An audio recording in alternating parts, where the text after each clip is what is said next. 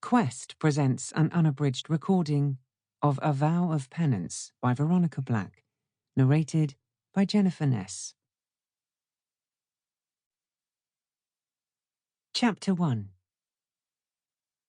February, said Sister Joan, scowling at the melted slush in the yard, is the longest month in the year. I know exactly what you mean, Sister Teresa said ruefully.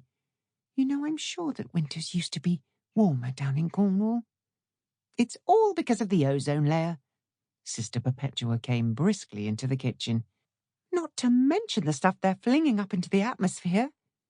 I thought it had to do with the tilt of the earth changing, Sister Teresa said.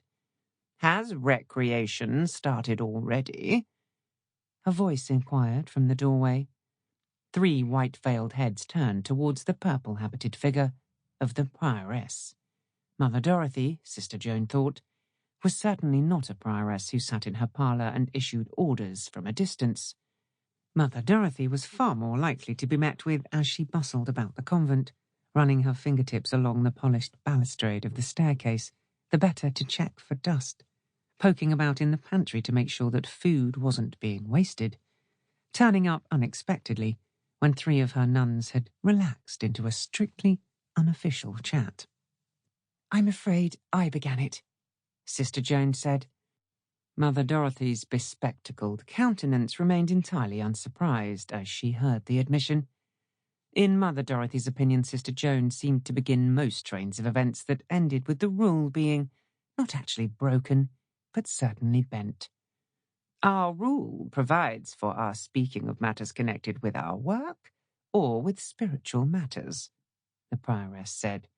We have a period of recreation every evening, during which we may converse on more varied topics. It sets no very good example to Sister Teresa, who must soon draw apart for her final period of preparation for her full entry into the community. Sister Teresa, marked out from her grey-habited companions by a blue habit, said earnestly, Forgive me, Reverend Mother, but the tilting of the earth could be described as a theological problem, don't you think? Not in this order, Mother Dorothy said quellingly. And that, thought Sister Joan, refraining from exchanging glances with Sister Perpetua, was that. Mother Dorothy had spoken. From henceforth, discussion of the ozone layer and the part science was playing in creating the greenhouse effect were not subjects to be discussed in the Cornwall House of the Order of Daughters of Compassion. The order was neither ancient nor large, but the authority of each prioress over her sisters during her term of office was undisputed. The ruler of the order was followed by everybody, but the way in which it was interpreted varied greatly. I have an announcement to make at supper, Mother Dorothy said, in the manner of an adult offering a small treat to a scolded child, so it would be appreciated if the meal could be absolutely punctual. She nodded her head and went out. Sister Teresa went to the oven and started taking out the baked potatoes, her cheeks still rather flushed. There would be melted cheese and chopped cabbage to go with the potatoes, and an apple tart to follow. The nuns followed a vegetarian regime which certainly did their skins no harm, Sister Joan mused, taking a final unauthorized look through the window before she began piling up the plates. She wondered what the announcement was going to be about. Something out of the common run, to judge from Mother's tone. I'll get my old lady settled, Sister Perpetua said and went out, treading lightly on her large, flat feet. The 2 oldest members of the convent, Sisters Gabriel and Mary Concepta, were both well into their 80s.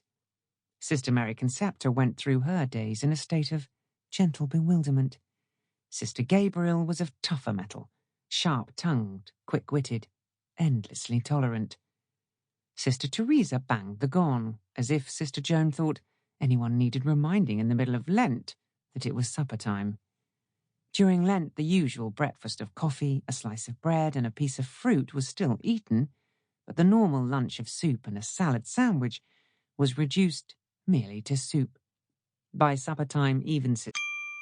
Sample complete. Ready to continue?